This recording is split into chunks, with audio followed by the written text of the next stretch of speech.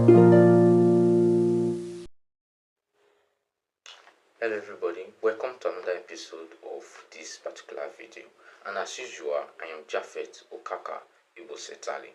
So for today, under criminal law, we are going to be looking at the offence of stealing under criminal law, and the offence of stealing was provided in section 383 of the criminal code. The offence of stealing was provided in section 383 of the criminal code.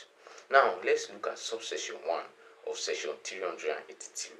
It provides that any person who fraudulently takes anything capable of being stolen or fraudulently converts to his own use or to the use of any other person anything capable of being stolen is said to have stolen the thing. That's the definition of stealing pursuant to section 383 of the criminal code. Now, if you look at this definition, there are some ingredients that you can deduce from the definition.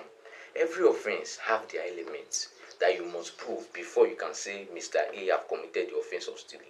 Before you can say Mr. A have committed the offense of stealing, there are some elements that must be proved. There are some ingredients that must be proved.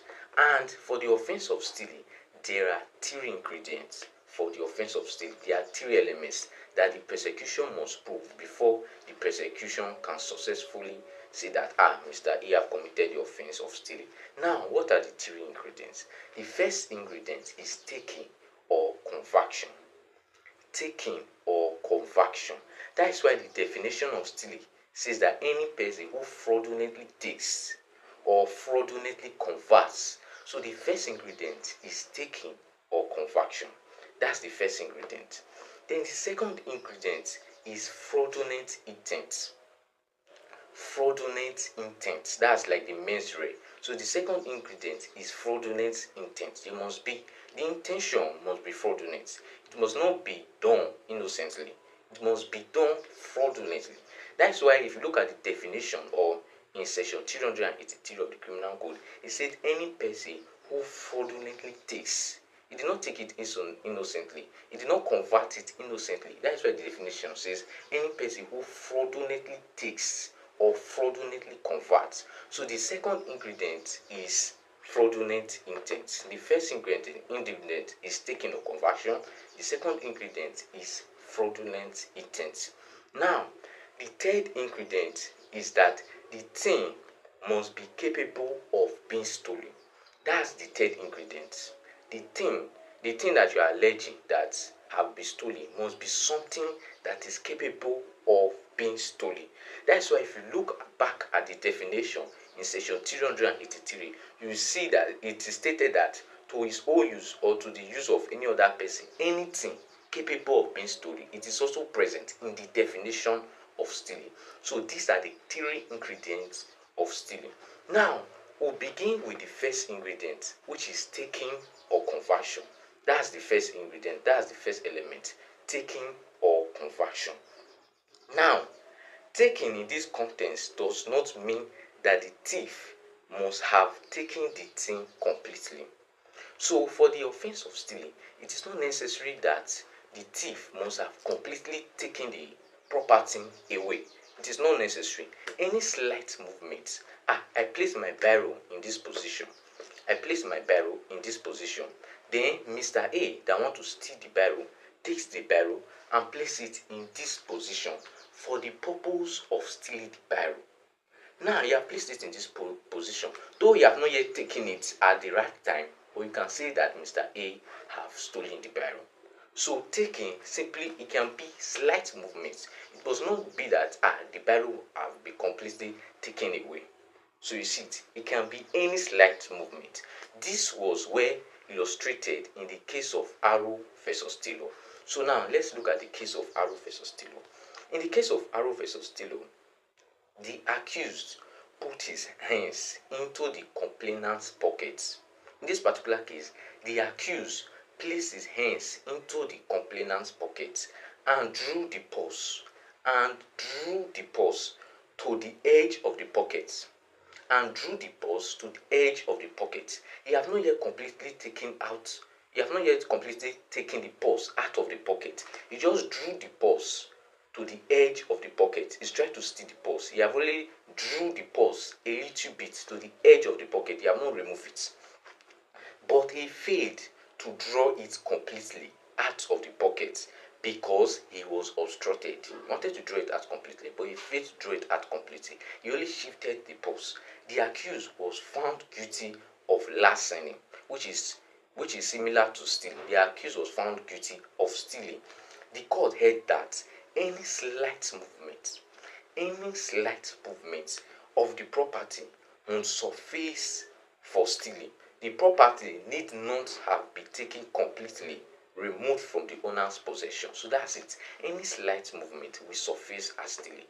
Any slight movement. So taking in this context simply means any slight movement. It's not necessary that the property must have been taken completely. Now, if you look at the first ingredient, which is taking or conversion, we have spoken on taking. Any slight movement amounts to taking. Now, let's now look at conversion. Conversion, taking or conversion. Now, let's look at the definition of conversion as given by the court in the case of La Chenre and Yorkshire Railway Company versus Mark Nicoy. Let's look at the definition given by Lord Akin in this particular case. Now, Lord Akin defined conversion as dealing with goods in a manner inconsistent with the rights of the true owner amounts to conversion. That's the way Lord Akin defined conversion in this particular case. Dealing with goods in a manner inconsistent with the rights of the true owner amounts to conversion. That's the definition of conversion. Now you'll be like, what are some examples of conversion? Some examples of conversion includes destroy. You destroy somebody else's property. You do not take the property, you destroy the property. That's conversion. You are using the goods in a manner inconsistent with the rights of the true owner. That is conversion. The second example of conversion means sell. Mr. A has a property. Mr. B brought a seller and sold off Mr. A's property. That's conversion. Another example of conversion means pledge. You pledge the particular goods. Mr. A has a car. Mr. B, who is owing debt to Mr. C, pledged Mr. A's car. That's conversion. Though you did not take the car away, but you use the car in a manner inconsistent with the right of the true owner. That is why the ingredient of stealing is taking or conversion. So when an act does not fall under taking, it falls under conversion. So you see it. Now let's continue.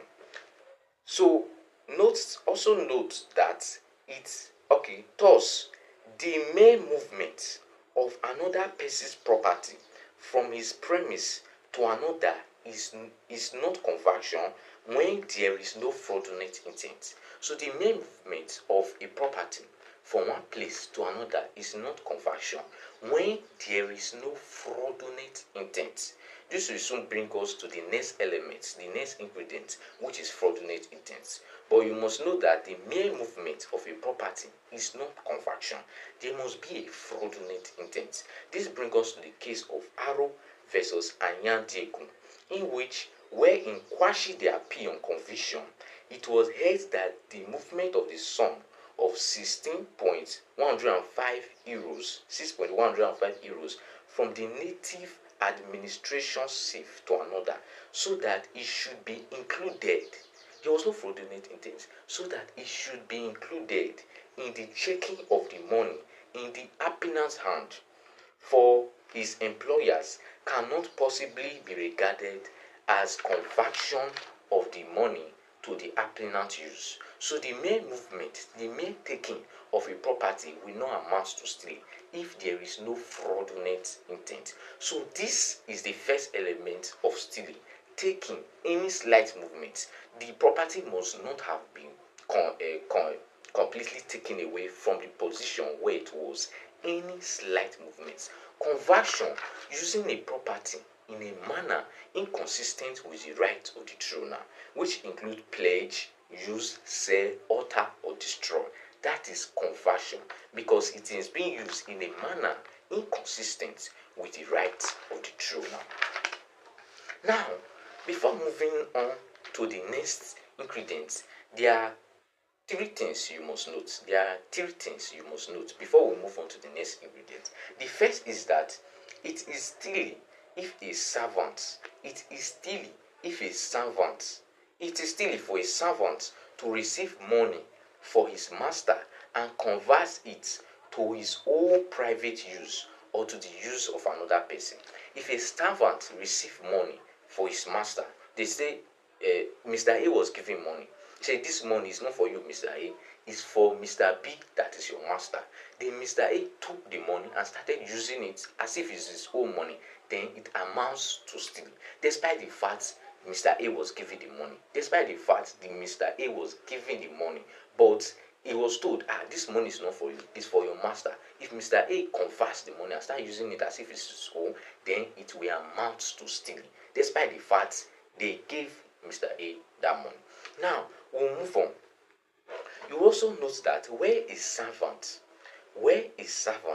acting outside the scope of his employment, where a servant acting outside the scope of his employment uses his master's tool, note that word, uses his master's tool to obtain money. He uses master's tool. A servant uses his master's tool, equipment to obtain money for himself.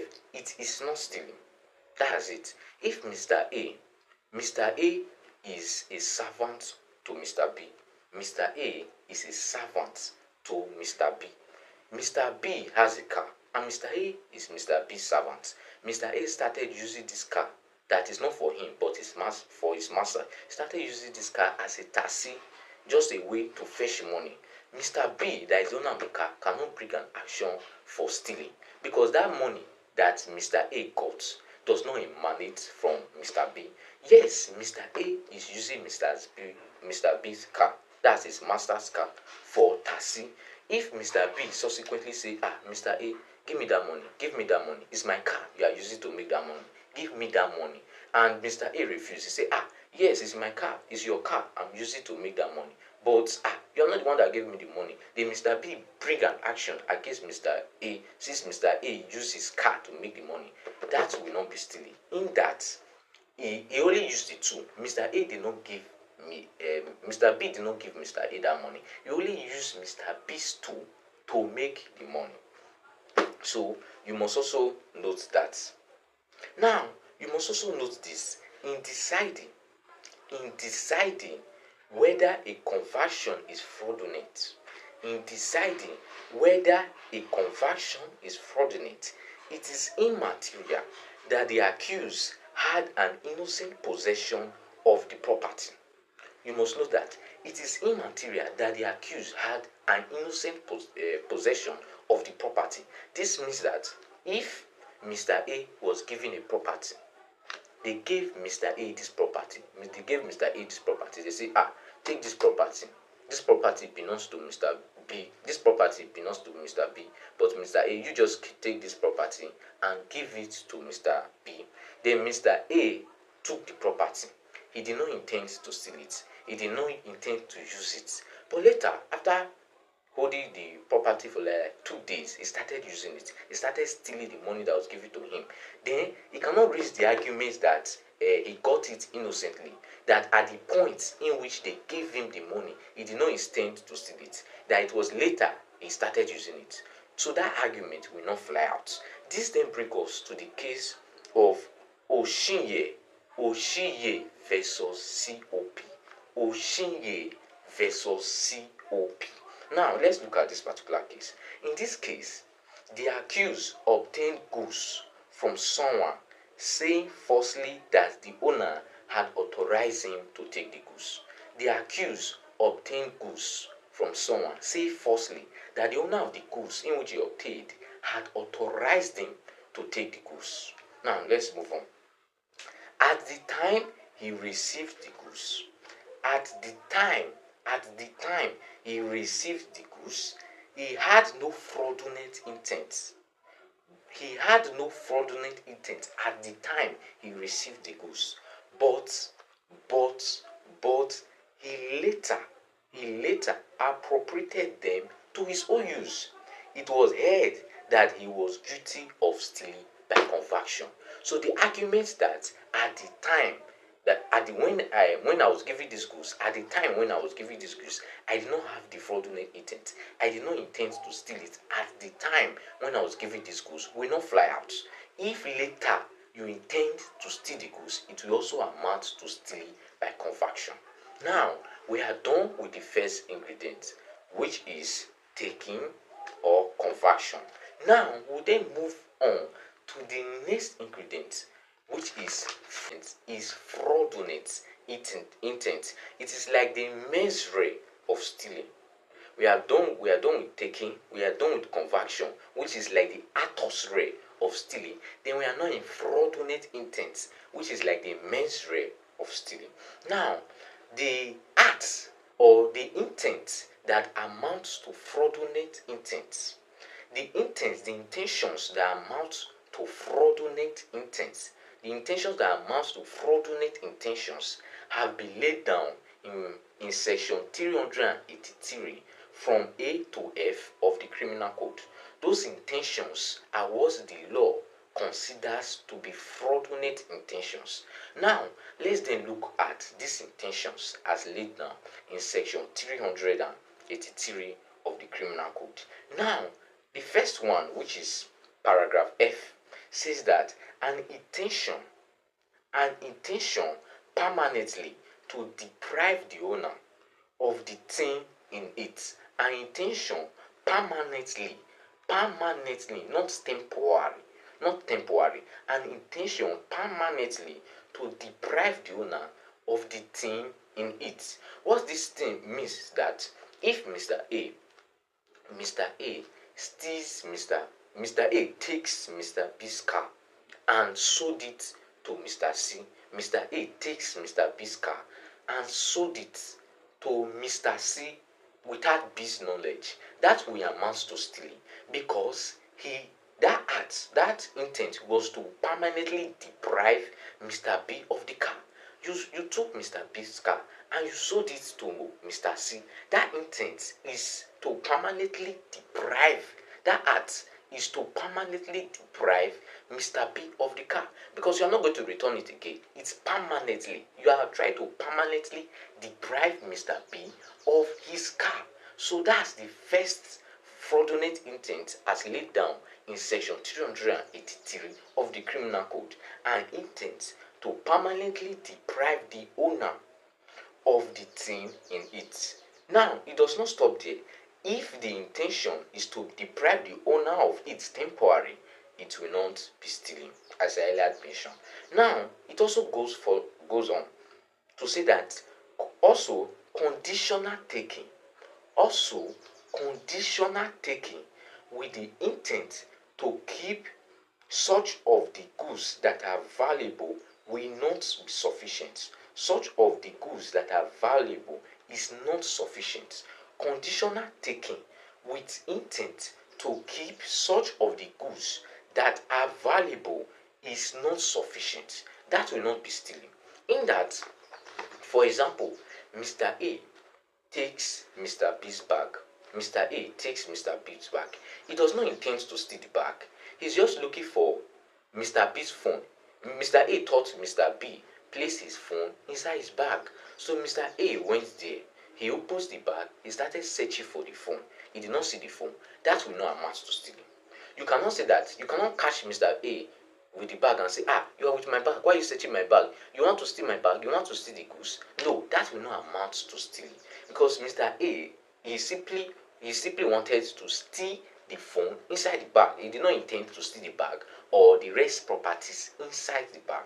Now, for better clarification, let's look at the case of Let's look at the case of Arrow versus Eason.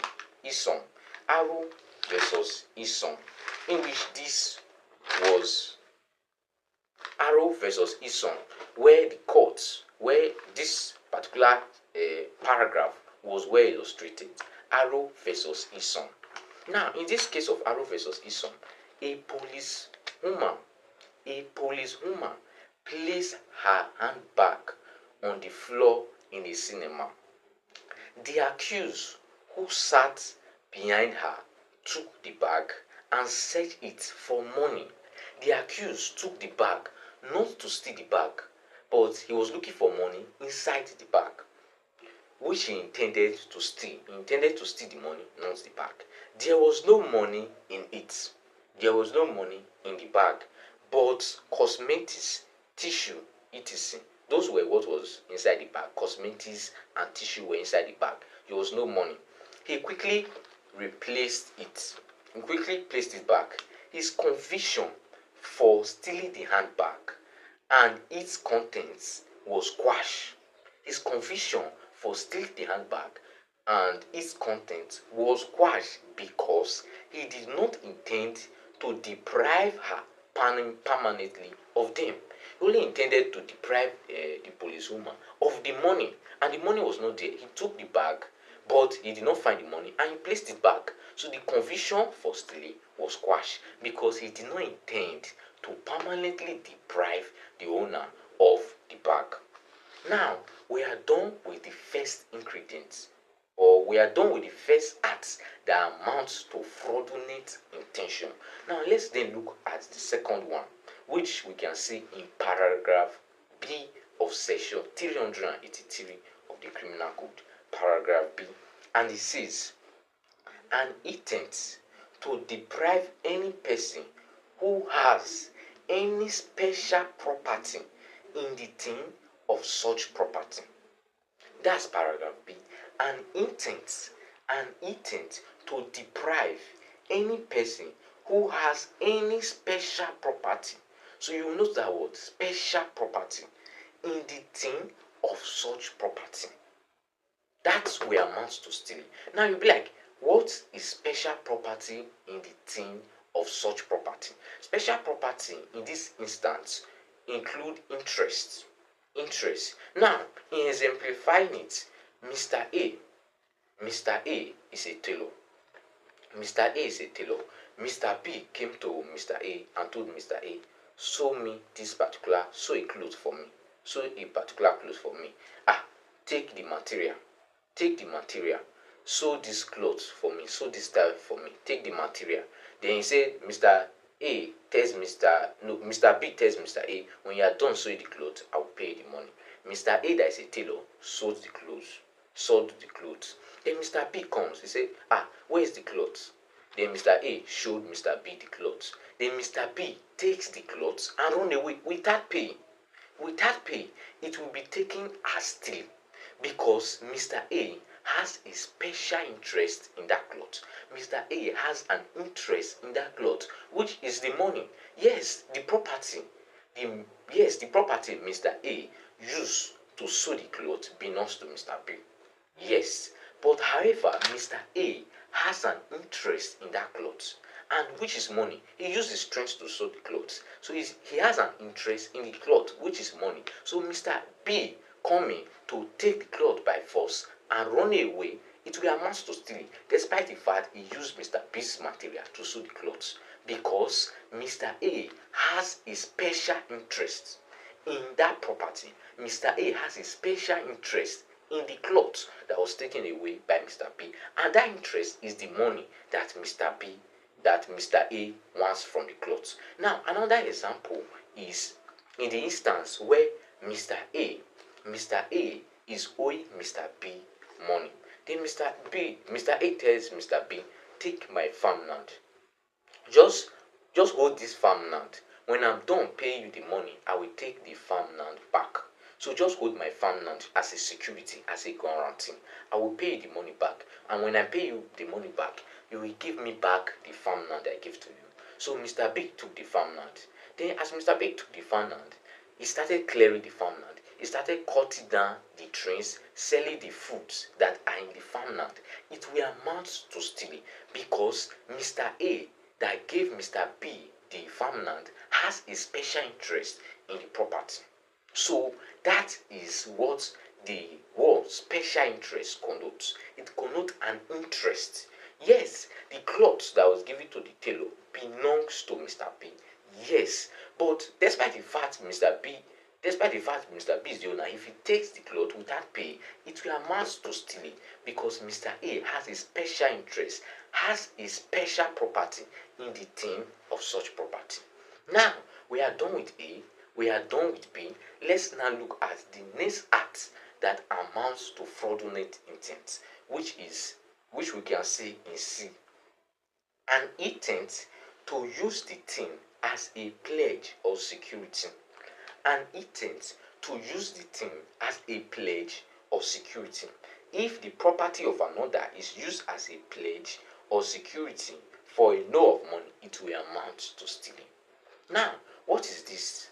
This simply means that if Mr. A has a car, Mr. A has a car, he parked the car in his compound. Mr. B wants to borrow money from a particular bank. He wants to borrow money from a particular bank, and he placed Mr. A's car as a security, as a guarantee that he's going to pay the money back. And he was not able to pay the money back, and they took the car. It will amount to stealing. It will amount to stealing. Or if you pledge somebody's car, pledge somebody's property, that you are going to if you pay the money, they are going to give you back the car.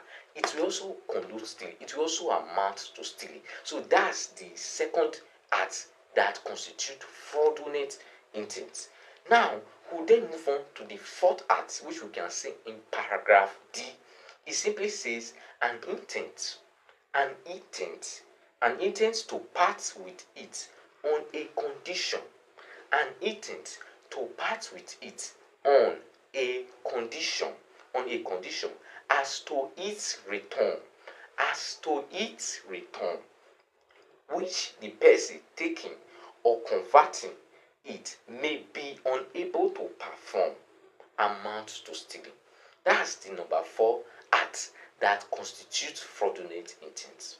This simply means if I, Japhet, and Mr. A are betting, and then Japhet, I said I'm going to win this game. Mr. A says that he's going to win this game.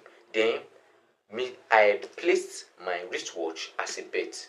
Then I placed my wristwatch as a bet. I gave the wristwatch to Mr. C, and I told Mr. C that anybody that wins, give the person the wristwatch. While Mr. A that want to also bet did not take his property to bet, he wants to go and take the property of another person to bet in the game.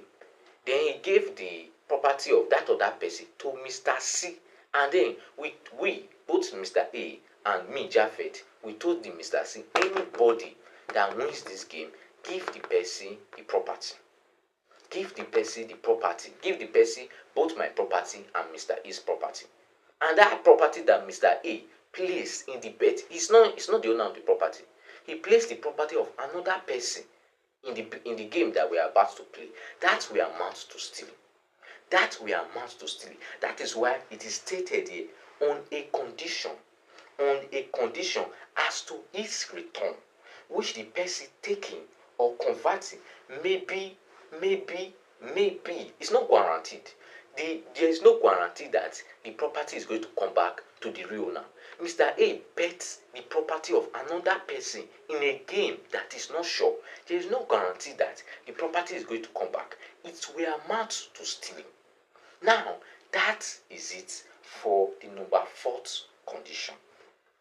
Then we'll now go to number 5, which we can see in paragraph E in section 383 of the Criminal Code. Paragraph E. Let's now look at the intent that amounts to stealing in that paragraph. It says, an intent to deal with it in such a manner that it cannot be returned an intent to deal with it in such a manner that it cannot be returned in the condition, not on the condition as it was in the previous paragraph, in the condition in which it was at the time of the taking or conversion. That will amount to stealing. For example, I gave my car. I, Japhet, I have a car. I gave my car to Mr. A. I gave him voluntarily. I gave Mr. A this particular car. And Mr. A told me he's going to return the car in the evening. And then Mr. A brought the car to me in the evening. And the car is without any tire. All the 4 tires have been removed. It will amount to stealing. If I give Mr. A my biro, I tell Mr. A, take this biro, give me back later. Mr. A, returning the biro, only gave me the cover of the biro and not the full biro. It will amount to stealing. It will amount to stealing. However, you must note, what is important under this paragraph is that the thing cannot be returned in substantially the same as it was. It cannot be returned in substantially the same. The difference must be substantial. It must not be minor difference. I gave you a car. The car was with 4 tires. Remove the 4 tires. That is substantial. It's not something minor. It is something a little bit major. So it will amount to stealing. I gave you my barrel. You are only returning the cover. It will amount to stealing. The difference is substantial. It is something lookable. So now let's then look at the case of Arrow versus Bailey. Arrow versus Bailey, to better clarify this particular paragraph. Now, in the case of Arrow versus Bailey, Mr. A used B's car. A used B's car for 3 days, not 1, not 2, for 3 days, without B's knowledge or permission. B did not tell Mr. A, take my vehicle. Mr. A used B's car for 3 good days without Mr. B's permission. It was heard that the wear and tear to the car caused by the using it in the way Mr. A did was too slight to establish an intent to steal it.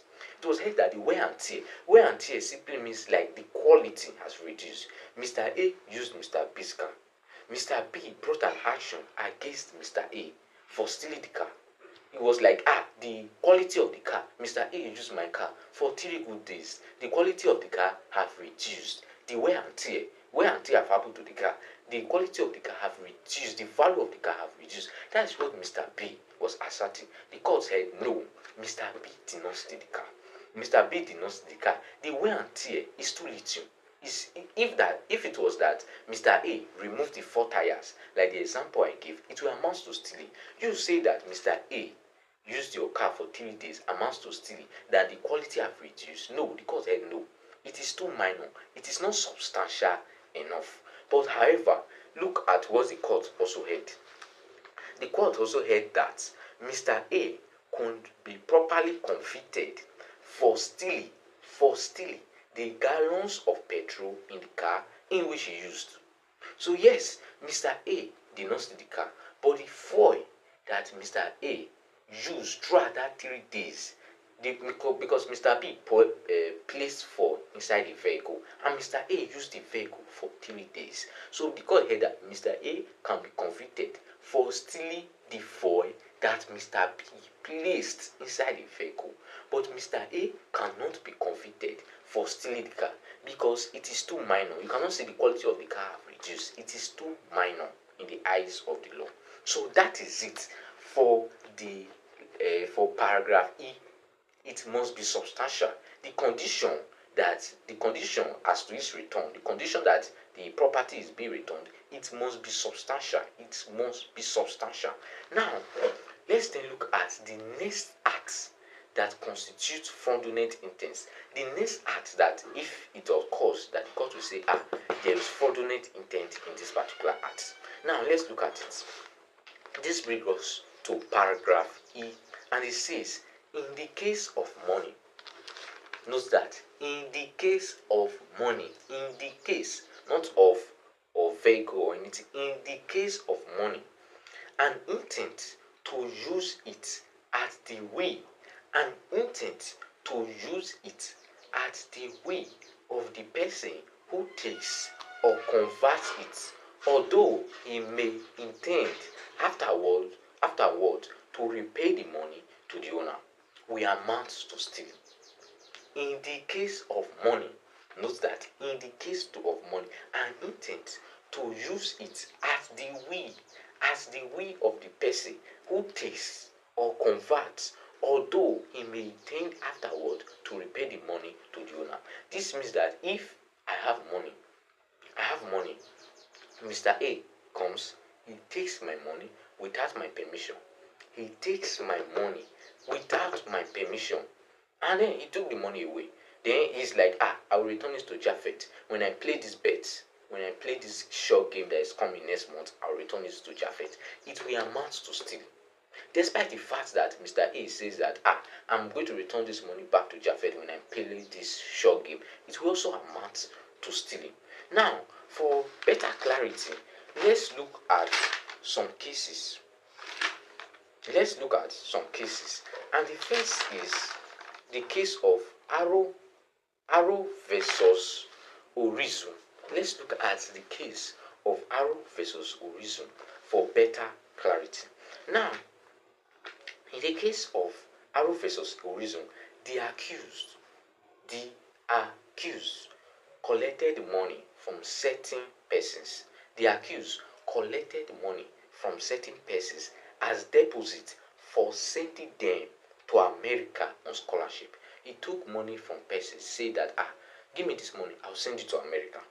He did not send them to America.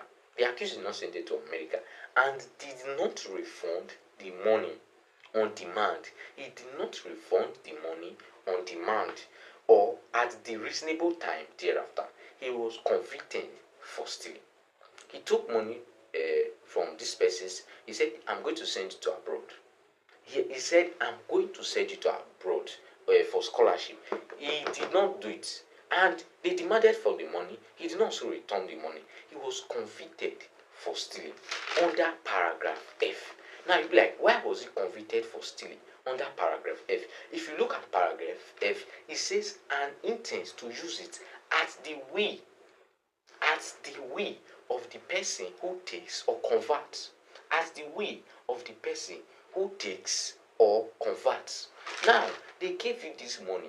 They said, send us abroad, send us to America on scholarship. That is why you were given this money. Instead of you to use the money to send them to America on scholarship, you started using, you use the money for yourself. You use the money for yourself. That is at the will of the person who takes. He started using it at his own will, not at the will of the person who gave you that money. Now, let's also look at the case of the state versus Odimayo. Let's look at this particular case of the states versus Odimayo. The accused received a loan from a housing corporation. The accused received a loan from a housing corporation to build a house. On a piece of land.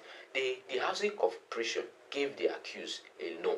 They said, this loan that I'm giving you, use it to build a house on this particular piece of land. That is the reason why I'm giving you this money. Now, what did the accused do? The accused used the money to contest election. He did not use the money to build a house. He used the money to contest election. He was convicted of stealing. He was convicted of stealing. Then you'll be like, why was the accused convicted of stealing? Despite the fact the housing corporation gave him the money. It's because he used the money at his own way. Paragraph F says that in the case of money, an intent to use it at the will. He did not use the money as the will of the person giving him the money. The will of the person giving him the money was to build the house. He used the money at his own will to contest an election. The court held that it amounts to stealing. So this is the last act that constitutes stealing under section 383 of the criminal code. Now, before we move on to the last ingredient, which is the thing taken must be something capable of being stolen. Before we move on to the last ingredient, there are certain things you must note. There are certain things you must note. The first is that for paragraph F, which is in the case of money and intends to use it at the will of the person who takes or converts, for paragraph F, it is reasonable that there must be a demand. Yes, I gave you this money. I gave this money to you to send us abroad. You did not send us abroad. There must be a demand. There must be a demand that I'm telling you, give me the money back. I gave you this money to do something. Now you do not use it to do it again. Give me my money back. And then you refuse to send the money back. So it is suggested that for paragraph F, there must be a demand for the money back. Now, you must note that one. Another thing you must note is that if Mr. A, if a person takes something for the purpose of ascertaining what it is, it will not amount to stealing. So it is not every taking or conversion that amounts to stealing. If Mr. A sees something on the floor and he's like, what is this thing on the floor? And then he takes it and he starts looking at it as to, what is this kind of thing? What is this kind of instrument? It will not amount to stealing. Also, if Mr. A sees a property or sees money and then he thinks that he's the owner of the money, Mr. A thinks genuinely and in all honesty that he is the owner of this property, he's the owner of the money, and because he thinks that he is the owner of the money, he takes the property or takes the money because he thinks he is the owner of the money, it will not amount to stealing, despite the fact he was not the real owner. Why? The defense of bona fide claim of right or mistake as to facts we are vain, because genuinely he thought that he was the owner of the money. He did not have any fraudulent intent. He did not intend to steal it. He only took the money or he only took the property because he thought that he was the real owner of the property. So the defense of bona fide claim of right, which is provided for under section 23 of the criminal code, we are vain. That defense we are vain because genuinely he thought that he was the owner. There is no fraudulent intent. Then you also note that section 383, the section 383, or the from paragraph A to paragraph F, is silent on the issue of consent. They don't mention any consent. But however, you must note that the absence of consent is implicit in the definition. There must not be consent. If Mr. A give Mr. B's car, he said, Mr. A tells Mr. B that I want to pledge your car. Then Mr. B said, okay, you can pledge it. He consented to it. It will not amount to stealing. So the issue of consent is imputed. It is as if by general implication, consent must be accepted for there to be stealing. So if Mr. A consents to the act that Mr. B is using his property for, it will not amount to stealing. That you must also note. Now, having said this, you must also note that consent that was obtained by fraud, consent that was obtained by duress. Mr. A tells Mr. B, I want to pledge your car, give me or I will kill you. Then Mr. B says, okay, use my car, I agree, you can use my car. It will not amount to consent. That fraud or caution or intimidation that Mr. A used will vitiate the consent. Now, this brings us to the case of WADA versus IGP. Before we go to the last ingredient, let's look at the case of WADA versus IGP and Ejure versus COP before we move on to the last ingredient. Now, let's look at the case of WADA versus IGP. In this particular case, the accused, a police constable. The accused was a police. He demanded money from the witness. He told the witness, give me this money. give me this money, or he's going to search the witness house. That's what happened in Wada versus IGP. The accused, a police, told the witness, he said, you are a witness, give me money, or else I will search your house. Now, the witness, due to the fact he doesn't want that stress, he doesn't want the stress of, oh yeah, you go to my house, scatter the house and search it, and he gave the police the money. Now, he brought an action for stealing. Despite the fact he gave the police the money, but then he brought an action for stealing. What did the court say? The court held that it amounts to stealing. In order to avoid the inconvenience, the accused paid the sum, the witness paid the sum, the accused paid, the witness gave the accused the money. The accused was held guilty of stealing because due to the fact that the witness did not want that inconvenience, due to the fact that the witness did not want that stress, the court held that his consent, the consent that he gave, was vitiated.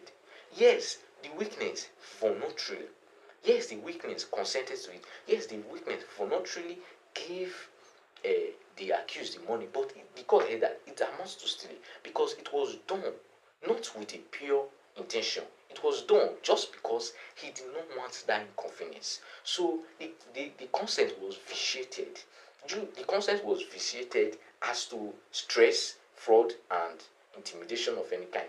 So those kind of elements, when they are available, the consent is vitiated. So in this particular case, the consent was vitiated due to the fact the accused, the witness, did not want that stress. So the court found the accused guilty of stealing.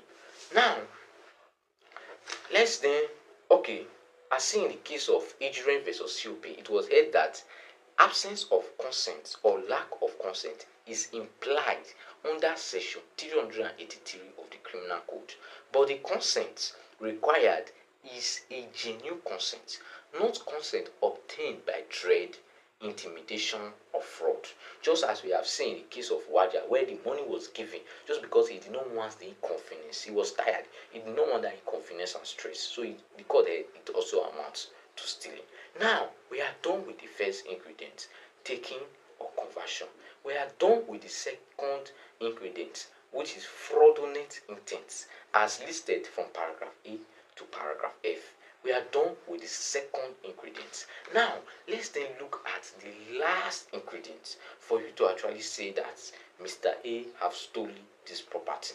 Now, as stated, the thing must be capable of being stolen. That's the last ingredient. The thing that you are alleging that Mr. A have taken must be something capable of being stolen. It must be something that can be stolen. Now, section 382 of the Criminal Code contains a list of things that is capable of being stolen.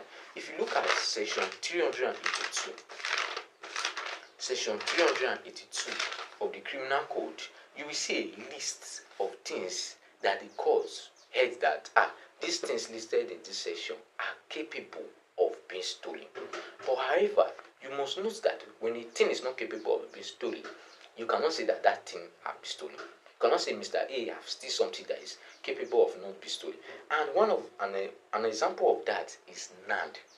An example is NAND. You cannot say Mr. A have stolen your NAND. Mr. B cannot come to court and tell the court that Mr. A have stolen the NAND. I've stolen my NAND. No, the NAND is still there.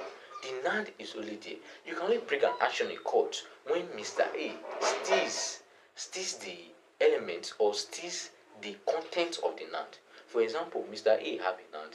He have pantry, he have pawpaw and all other fruits. Then Mr. A goes to the NAND. Mr. A goes to Mr. B's NAND and started taking those fruit and the rest. Then you can say Mr. A have stolen them. But then you cannot say Mr. A have stolen the NAND. You cannot steal NAND. You can only claim ownership. You can only go to court and allege that I'm the owner of the NAND. Mr. A will say I'm the owner. Mr. B will say I'm the owner. Then they will start claiming ownership. Then they can go to court for who actually have title to the NAND. But then you cannot go to court and say that I am the owner of the NAND. Or you cannot go to court and say that Mr. B have stolen my NAND, because the NAND is still there. The NAND is still there. So this is the ingredient of stealing. So we are done with the definition of stealing. We are done with the ingredient of stealing, which is taking or conversion. We are done with the second ingredient, which is fraudulent intention. Then we are also done with the last ingredient, which is the thing that you allege you have been stolen must be something capable of being stolen. And the things capable of being stolen have been listed in section 382 of the criminal code. Now, this is it for the offense of stealing. And as usual, by name, I am Japheth Okaka Ibosetale. Thank you so much for watching.